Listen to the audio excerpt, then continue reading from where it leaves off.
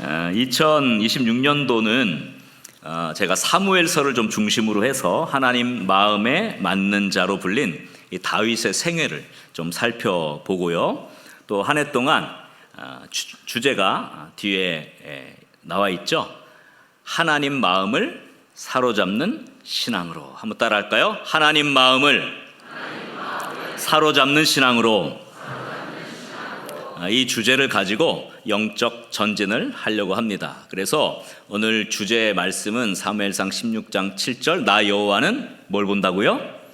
중심을 보느니라. 여기에 2026년도 한 해를 우리의 마음을 맞추고 하나님의 마음에 딱 맞는 이전 성경 번역에서는 하나님의 마음에 합한 그런 축복의 삶을 살아갈 수 있기를 주의 이름으로 간절히 축원합니다.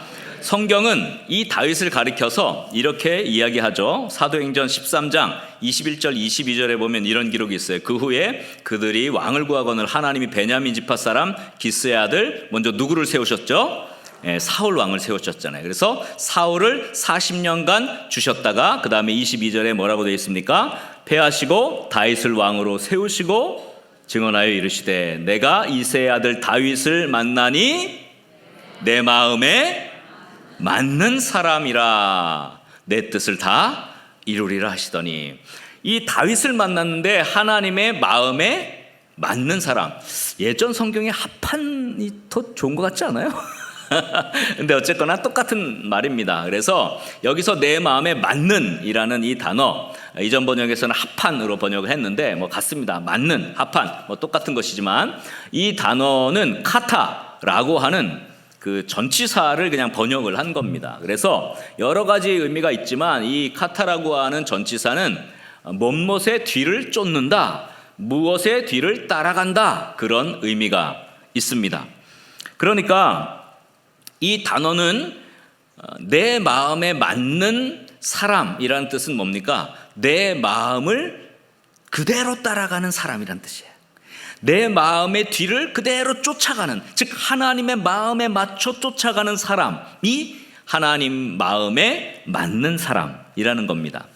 사실 이 말씀은 사무엘상 13장 14절에서 이전에 세웠던 사울 왕이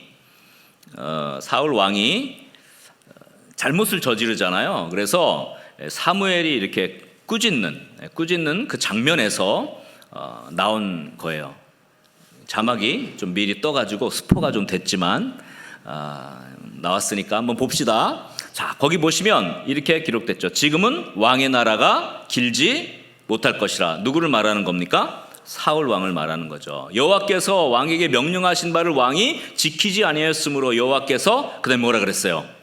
그의 마음에 맞는 사람, 요 단어를 그대로 가져온 거예요. 그의 마음에 합한 사람, 맞는 사람을 구하여 여호와께서 그를 그의 백성의 지도자로 삼으셨느니라. 사울 왕이 하나님의 마음을 떠났다는 거예요. 하나님의 마음을 쫓지 않고 사울 왕은 자기의 마음을 쫓아간 거예요. 하나님의 마음을 쫓아야 할 사람인데 자기 마음, 자기가 하고 싶은 마음을 가지고 자기 마음을 쫓아갔다는 것입니다. 그러니까 사울 왕은 하나님의 마음에 맞지 않는 사람이었죠. 자기 마음대로, 자기의 마음에 맞는 그런 삶을 살아갔던 것입니다. 그렇게 하나님을 섬긴다고 했지만 결국은 자기 마음이 하나님 마음보다 앞선 것입니다. 그래서 사울 왕은 하나님의 마음을 사로잡지 못했죠.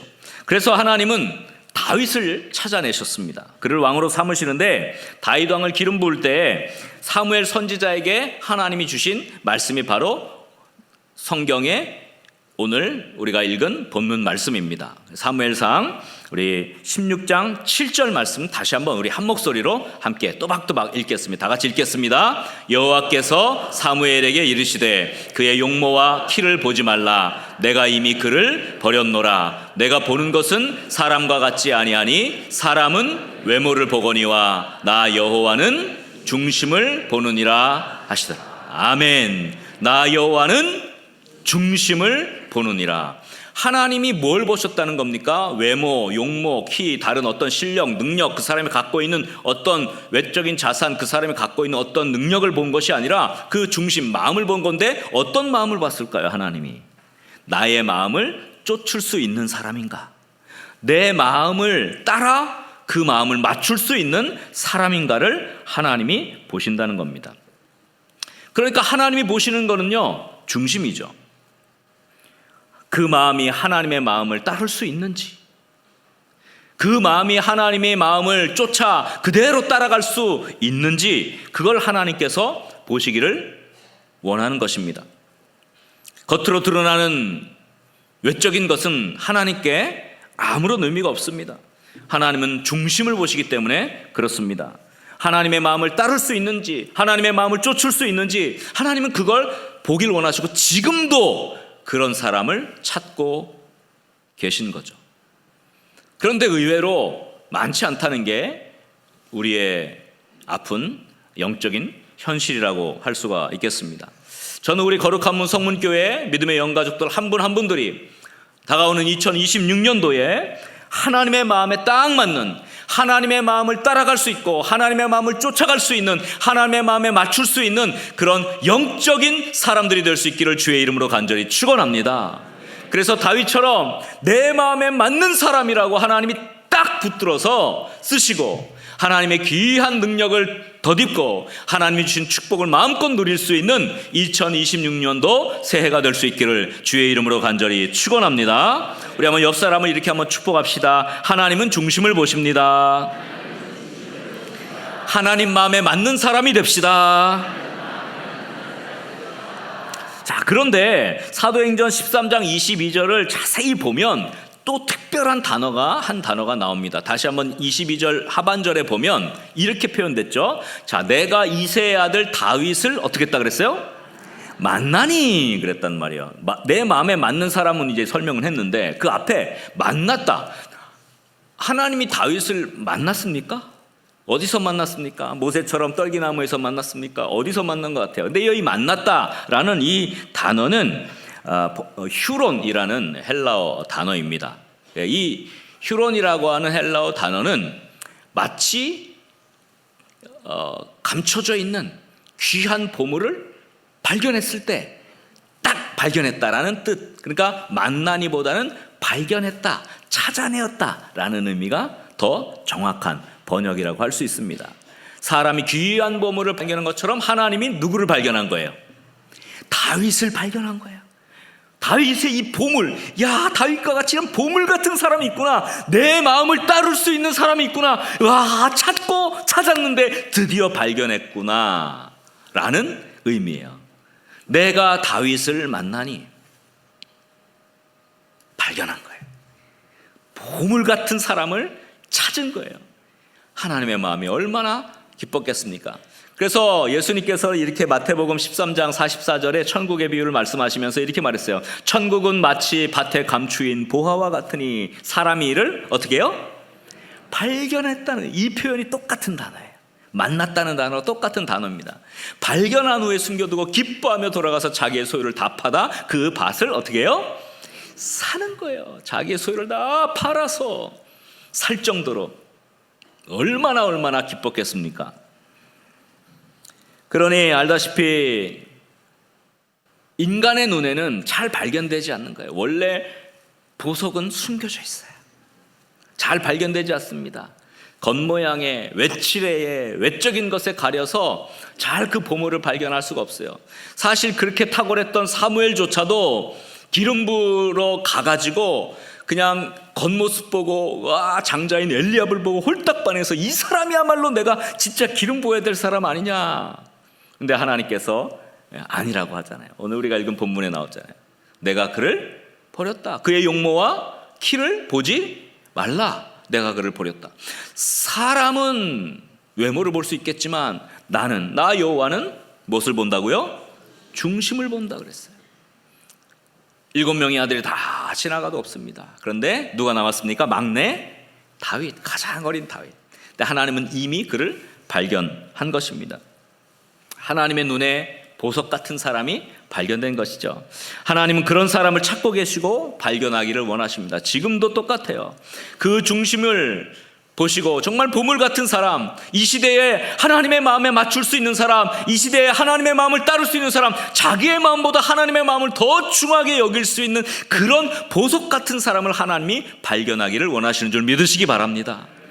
여러분, 하나님의 눈에 드셨으면 좋겠어요.